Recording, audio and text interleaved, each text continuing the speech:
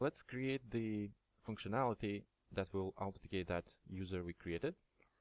We go to our main flow,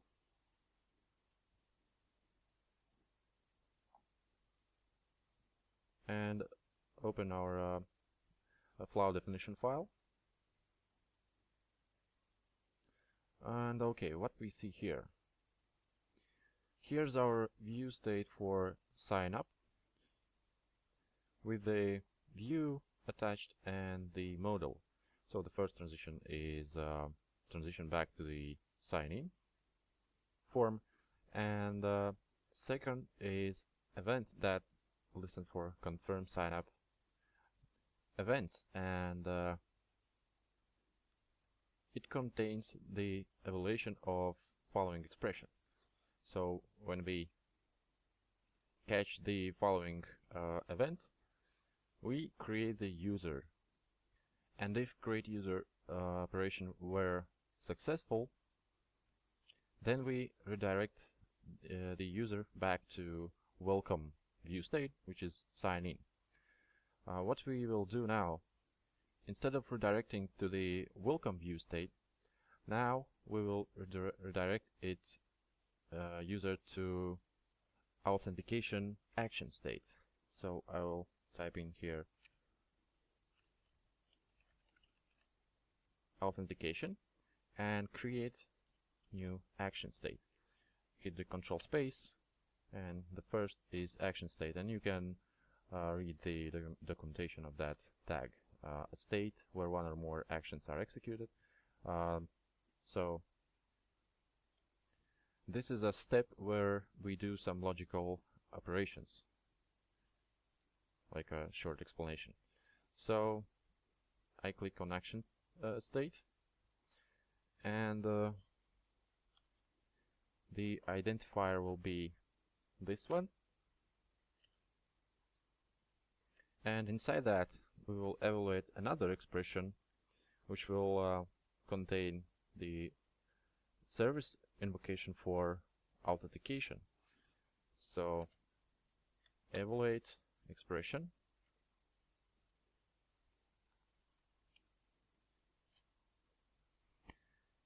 and that expression can return Boolean type. So depending on if user were authenticated successfully, we can redirect the actual user to different view states. And that's why we create two new transitions. Transition.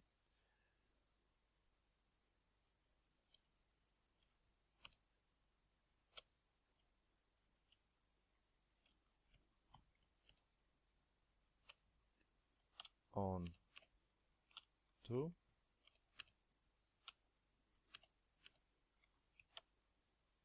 and since Webflow version 2, the evaluation expression can return two values, which is similar to true or false, but just yes or no. It's the same thing. And if authentication went successful, then it returns yes, and then we send application user to end state, which will be with ID finish. We'll create it right now. And if no, let's say it will be redirected back to welcome view state. And I will create the end state. There's a thing called end state, this one, and actually this is the last state that can be included in single flow. You can put the actions in end state, and it also terminates this current flow at this stage.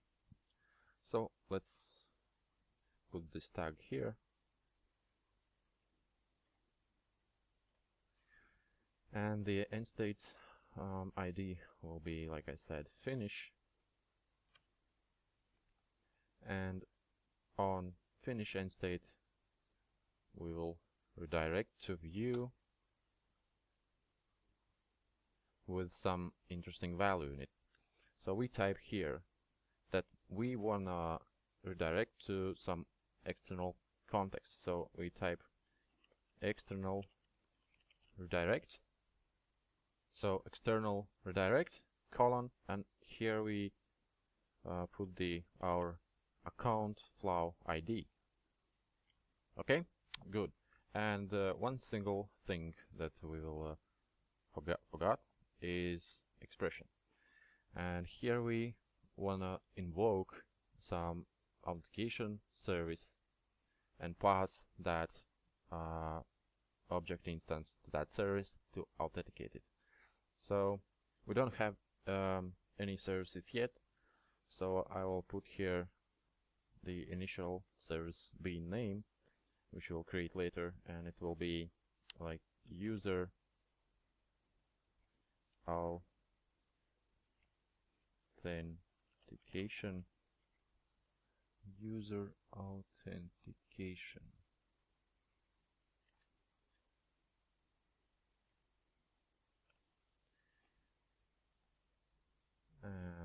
Provider service. So user authentication provider service, and we will invoke some service method in it, like process user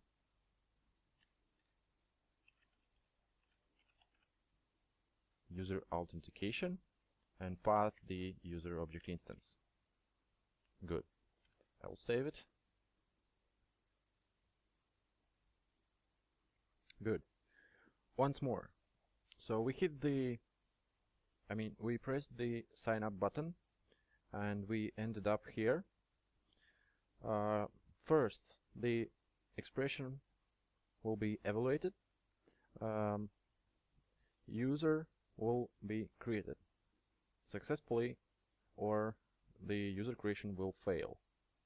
In case if create user operation will fail, then AJAX messages will inform application user about that. And as long as there's error messages in faces context, this transition to authentication will not gonna happen. In case if create user operation went successfully and there's no error messages in faces context, then considering that user were added to the database table, we Webflow will make transition to authentication action state. So we created user, now we try to authenticate it, and we end up here. Here we try to authenticate that user, and if the authentication went successful, we make transition to finish end state, and finish end state itself just makes the external redirect to our account flow. In case if authentication went, there was failure in authentication, we redirect back to welcome view state. You might ask why we need this transition to welcome if in the most cases this will always authenticate user successfully, because we just created the user, then we should be able successfully authenticate it right after. And my answer is just in case. Probably there is some cases when this could fail. For example, we created user but couldn't authenticate it for some unknown reasons. Then we should handle this case properly by saying, for example, sorry, we couldn't authenticate you automatically, so please go to the welcome, which is sign-in form, and try to authenticate manually, like this, yeah? But I agree, this is a rare case.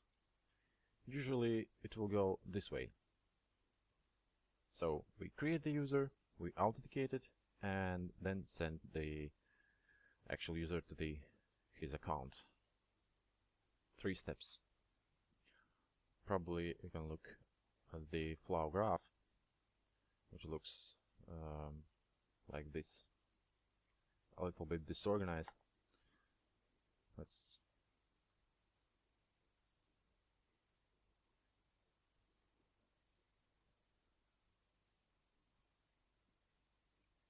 I don't know why actually I can't move these. But okay, even this way it's clear enough. So here's our sign in and sign up view states and the navigation between these two view states. So we click new user, we go to sign up. If we click back to sign in, we go back. So if we ended up in sign up, we confirm sign up, then authentication takes place. If no, then we go back to the sign in. If yes, we go to finish, and there's a external redirect to the account. And if in this sign up view state the user were not created, for example, because of that user already exists in database, then all the error messages are handled by Ajax inside this view state without any transitions and any flashing screen flashings, so that all validation and error messages happens inside view itself. I hope this is clear. And actually these all can be implemented in a couple of different ways, so it's up to developer how much to use the Webflow in logic processing. I just decided if we want to use Webflow, then we should use cool features of Webflow as much as possible. Now we need to create this service. Let's go to our services package, and inside that create the interface of I'll copy this name, interface,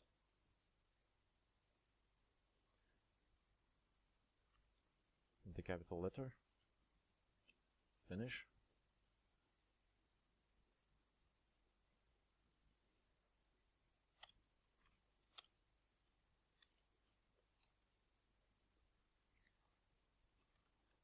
Provides processing service user, something like this, and one single method inside with the return type boolean, and the method name was process user authentication, which receives the user entity.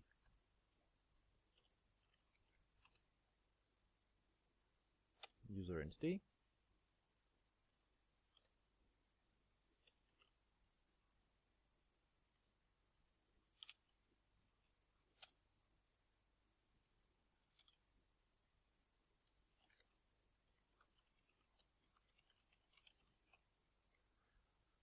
So let's go and implement this. Copy the interface name so that you can paste the implementing class name. Okay. Go to the service implementation package and create new class. Name user authentication provider service impl. Finish.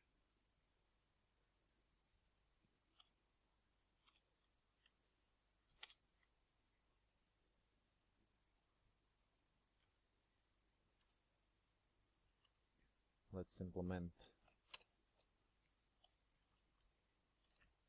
our interface. Yeah. Add unimplemented methods.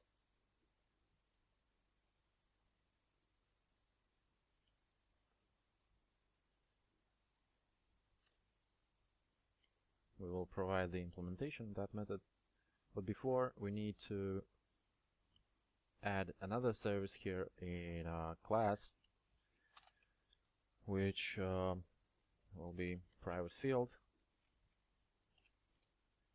and guess what? It will be authentication manager.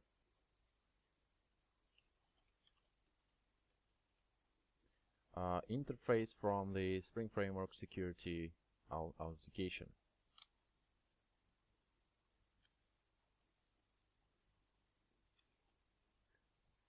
Create the getter setter methods for it. After the method public. Good. We need to create the dependency injection in this field, so I'll go to the application context where we define our beans, and right after user service I'll create new service bean. And by the way, you can also create beans through the UI, which is like a new bean. Then you provide ID, then implementation class. Okay, let's try it. So I need to create the bean with ID like our interface. I put the create new bean ID, user authentication provider service, implementing class will be, and you see that it automatically searches for implementation classes, and this is exactly what we need. So I click OK and finish, and let's see how it's added the new bean, and yeah, here's it.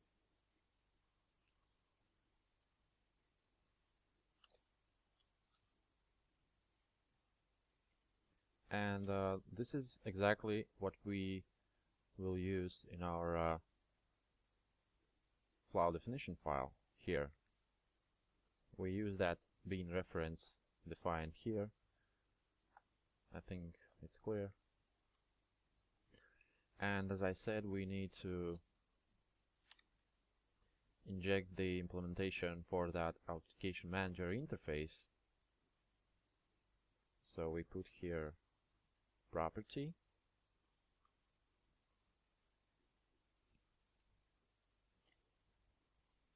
and reference that name authentication manager exactly as it typed here, and put the reference to authentication manager we created in one of our previous videos, if you can remember. This was in security config, and here's it. So we use this authentication manager with the DAO authentication provider,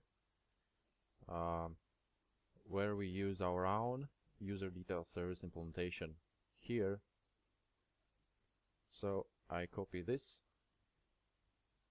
and put here. So I save this, and now is the interesting part. Here we need to create the authentication request object, which will look like this.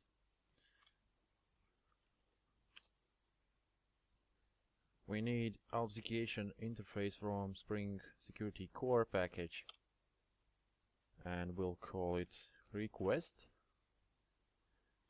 equals, let's create the new implementation, which will be username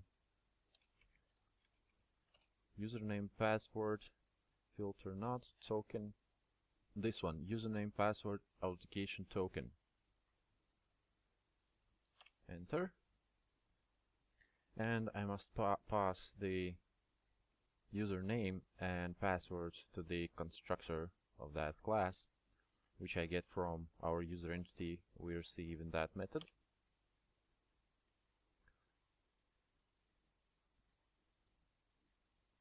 User get username, and here user get password. So now our authentication request is ready to be processed, and we invoke authentication manager, and method of that authenticate, and pass that request to that method to process authentication. Good. This method itself returns the authentication result object, which reference we need to obtain. So,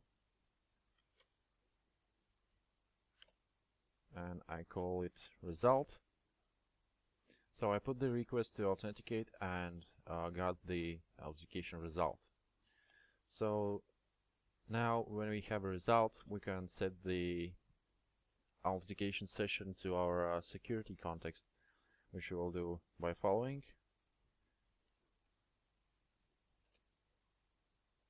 Security context holder from security context package.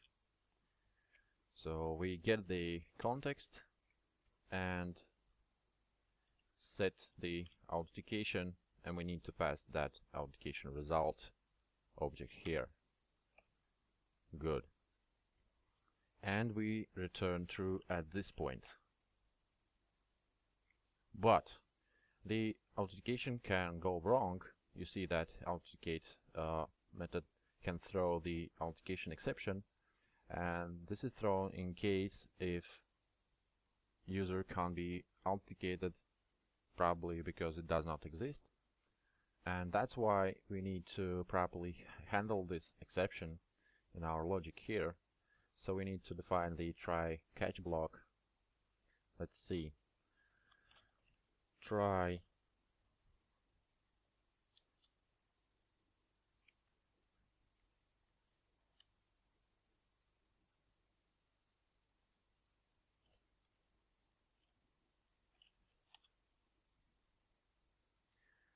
and here we must try to catch this exception. Copy, paste, import, and this goes from this package, exception, and here we probably return false because the user authentication went wrong. It wasn't authenticated. So, but additionally, we need to provide the application user with some information message, and we do this following. We need to obtain the faces context, current faces context, to put the message that user will come up with. So, faces context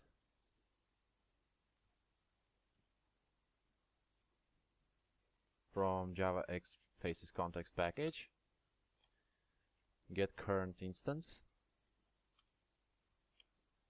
add message. Actually, don't remember what was the first attribute here.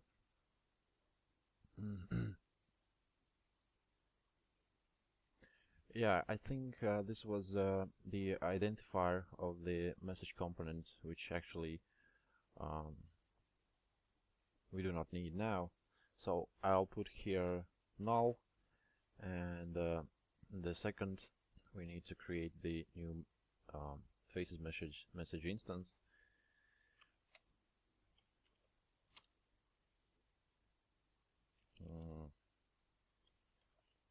Faces message.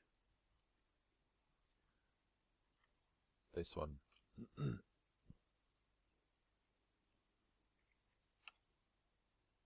Here we need to put the severity, which we do by using the faces message constant. Severity will be error. The summary will be actually our message, which we'll get from authentication exception instance. Get message, and this is just the details. I don't use it. Let's put here just sorry. And I think this is it. So we return true or false. Now this method, authenticate, we'll discuss it. Unfortunately, this will lead to call one of our methods which we left without implementation in our previous videos. And this will happen because the authentication manager, which is configured in our security config here, we use our user detail service implementation here, and when we invoke that authenticate method, there's a chain of dependencies invoked where our user service will be used also, and if more precise, it will use that one single method from the user detail service interface. And let's go to our user service implementation, and here we implement the user detail service, and the method from that interface which we left empty, here's it. So when we will invoke this method, it will lead to this method invocation through the chain of dependencies. So let's provide the implementation for that one. I'll save this.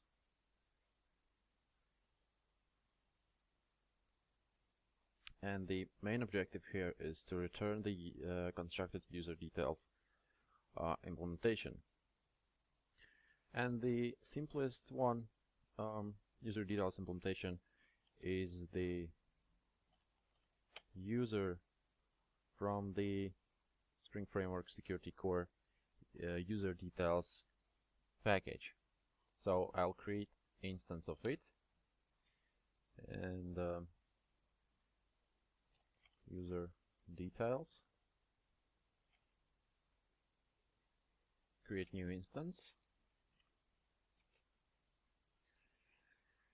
Okay, and the simplest one, the simplest constructor will be we need to pass the username, the password, and the authorities, which basically is the privileges that that user will have. So where we gonna get it? Just a moment. Okay, we return that user details, and we need to get the user with that specific username for the database first. So here, user entity. This is our own user entity, user, and we use our user DAO to obtain that user from database. User DAO, and here's the method load user by username, which we previously created in one of the previous videos, and pass that username we receive in our implemented method. Good. And this method will return the user entity if it will find that user with that username in a database, or it will return null if that user could not be found. So if there's no such user, then we will have the null here. So we need to handle this by simple if statement, where we just compare the user whether it is null, and inside this we throw the new instance of username not found exception,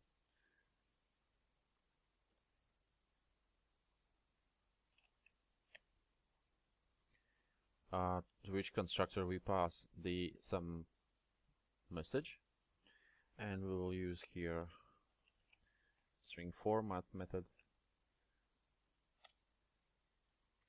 to put the variables in the actual message text, and the message will be like no such user with name provided, and finally is the some variable, and put in this variable place the actual username string that was requested. Good.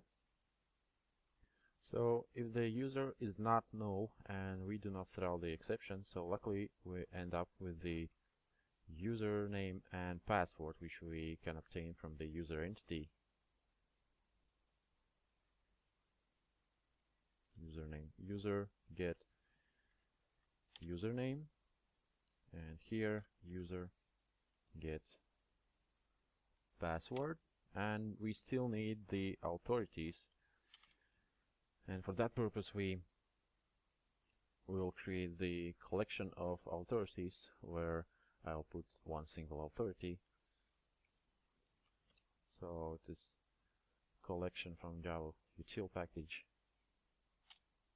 with a generic type granted authority. So this will have the reference authorities, and the implementation will be new array list that, and I will add one single authority to that list. Add, and here new simple granted authority, which will be exactly the same we put in the secured tag under the account flaw, this one. Put here. Now we have the authorities with one single authority inside, and we pass it to the user details instance, and then we return it. And you remember that we use only one single role user to avoid the complexity, so that we are not required to create the additional tables that hold the authorities. So it's totally fine for our simple tutorial application, so that we have only one role. And here we see that we put the message in the user not found exception constructor that will do the journey to user authentication provider, where we will catch that exception here and catch that exception and create the message which we put in the faces context, where we get that exception message here. So basically we get the string message here, which we put in this place. So again, we will get this text in this catch block here to construct our faces context message, which will be shown to the application user. Good. I'll save this. We also will use this method during an existing user authentication when we fill the sign in form. So I think that we should be able now to test some, to test user authentication. Okay.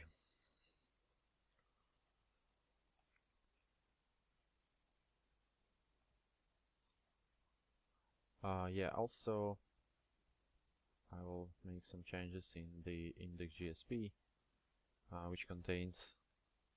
which purpose is just to redirect the initial application user to the entry point to the application, we wanted user to be redirected to the main flow. Now just instead of main, let's put here the account flow, so that user that wanna access the application at the root will be redirected directly to the account flow, and whether he's authenticated or not, then he will get the contents of that account flow, or he will be redirected to the sign-in form by the Spring Security. So this is clear, I hope, because we want to use this application to get the account contents and not the sign-in form. Okay.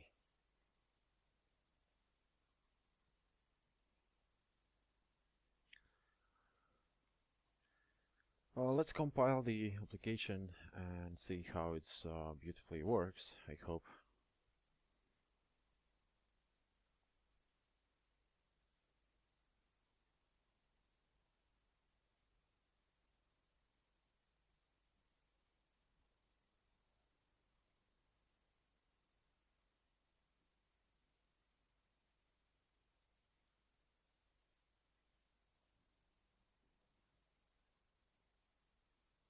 Good. So now every time I access the application at the root, according to index.jsp, I will be trying to access the account. So if I want to access the Java EE application, then I am trying to access the account, and you see if I click, I get the sign-in form every time, because I'm not authorized to see the contents of that account. So let's go to the sign up form. So far so good. And now let's try to create the new user.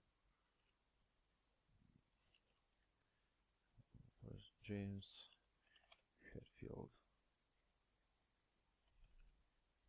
JHead, and finally password. Okay. When I click sign up button, the three things should happen. The first is new user should be saved to the database table with all of these data. Second, the application should do the user authentication. And third, we should see the account, our account, right after I click this button. So let's see. Sign up and success. First of all, let's go and check if you have the new user in database.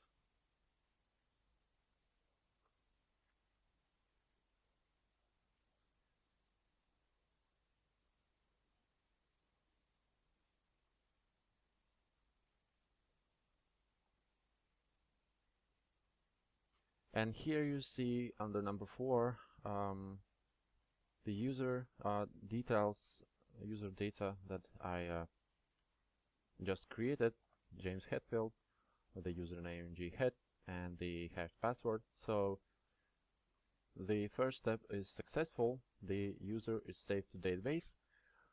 And if we see the account, then this means that authentication went successful also, and finally we're redirected to the account flow. So great, superb. Then if we try to access the application root again, we should see the account. You see I go to the application root, and every time I get the account flow, unless I log out and invalidate the session. And there should be a cookie saved somewhere under this page. View cookies.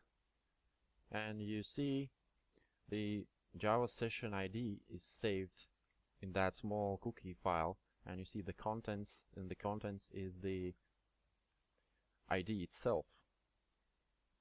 And now let's try to log out the application account. So, and we had the logout.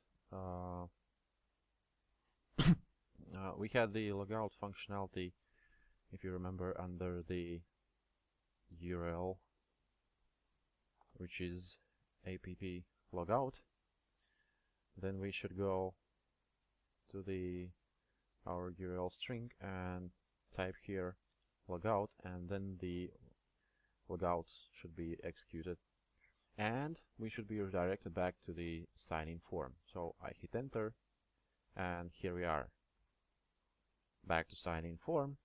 And now if I access the application root, then I will not see the account anymore, and because I'm not authenticated, and you see I see only sign-in form. So everything works fine. Then I think that I should commit these changes at this point.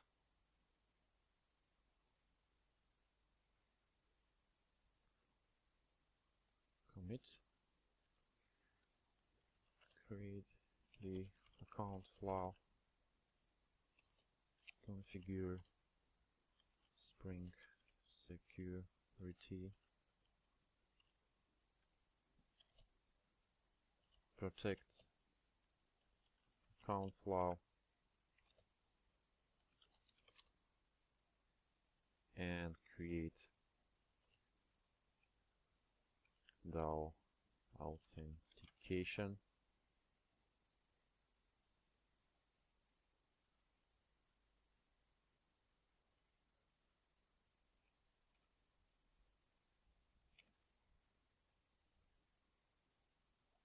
I think this will be better.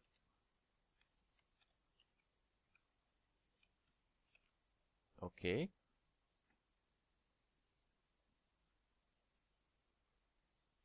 I have all files selected, and then commit.